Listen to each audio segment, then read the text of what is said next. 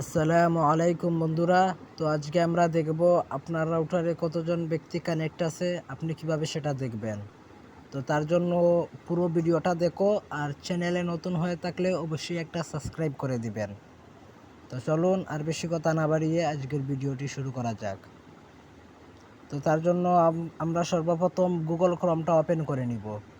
তারপর এখান থেকে সার্চ বারে আসবেন। আসার পরে এখান থেকে 192.168.0.1 লিখে আপনারা সার্চ করে দিবেন। তো আমি সার্চ করে দিলাম। তো তারপরে এ জায়গায় আপনাদের লগইন পাসওয়ার্ডটা দিয়ে দিবেন। তো আমি আমার লগইন পাসওয়ার্ডটা দিয়ে দিলাম। তারপর এখান থেকে লগইনে ক্লিক করে দিবেন। তারপর এখান থেকে আপনারা দেখতে পারতেছেন অ্যাক্টিভেট অ্যান্ড ডিভাইস। আমি মার্ক করে দেখিয়ে দিতেছি। এই জায়গায় আপনারা দেখতে পারতেছেন আমার এই জায়গায় 3টা ডিভাইস কানেক্ট আছে। তো আপনারা খুব সহজেই এভাবে দেখতে পারবেন আপনাদের রাউটারে কতজন ব্যক্তি কানেক্ট আছে।